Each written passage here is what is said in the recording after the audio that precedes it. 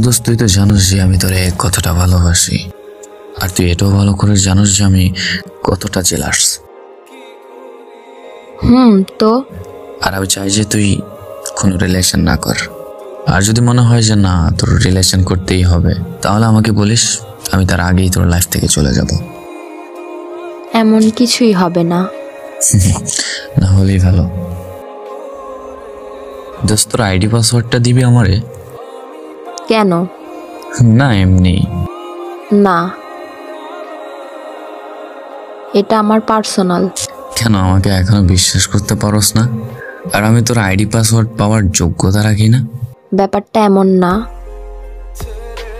আমাকে বিশ্বাস কর। যেমন তুই ভাবছস এমন কিছুই নাই।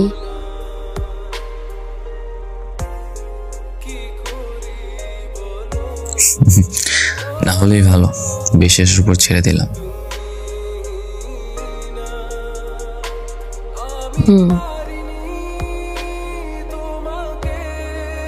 তোর বেস্ট ফ্রেন্ডকে তো দেখলাম আজকে একটা অপরিচিত ছেলের সাথে। কি বলস? ও তো এমন না। বিশ্বাস করস না? অমন না রে ভাই।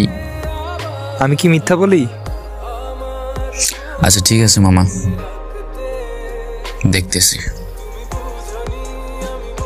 আমার বেস্ট ফ্রেন্ড এরকম হবে এটা আসলে কল্পনা করার মতো না।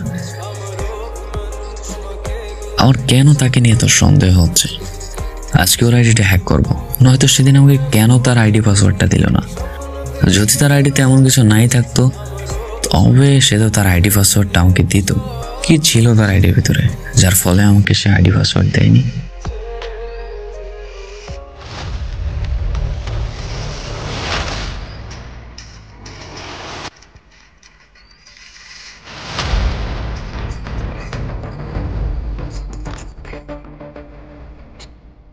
আমি যখন তার আইডিটা লগ ইন করে ঢুকলাম, নিজের দুটো চোখে আমি কখনো বিশ্বাস করতে পারলাম না যে আমি এরকম কিছু দেখবো।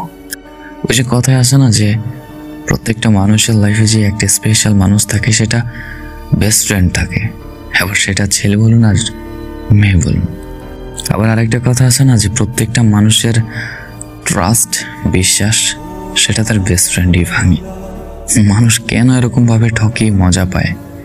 হোক সেটা বেস্ট ফ্রেন্ডের সম্পর্ক, হয়তো রিলেশনশিপের সম্পর্ক। যে সম্পর্কে বিশ্বাস নেই, যদিও সেই সম্পর্ক কোনোদিনও টিকে না, কিন্তু বিশ্বাসের দোহাই দিয়ে যারা বিশ্বাসঘাতকতা করে তাদের কি করা উচিত? এই মিথ্যে শহরের ভালোবাসায় আমরা কতদিন এভাবে ঠকবো? অন্ধের মতো বিশ্বাস করা মানুষগুলো যখন এরকম করে, নিজের মুখের ভাষা হারিয়ে ফেলা ছাড়ার কোনো কিছুই কাম্য থাকে না। এই শহরে নিষিদ্ধ করা হোক ভালোবাসা, যারা ভালোবাসার নামে অভিনয় করতে জানে। নিষিদ্ধ করা হোক ফ্রেন্ডশিপ, নিষিদ্ধ করা হোক সম্পর্ক, যে সম্পর্ক মিথ্যা আর বিশ্বাসঘাতকতা দিয়ে ঘিরে থাকে।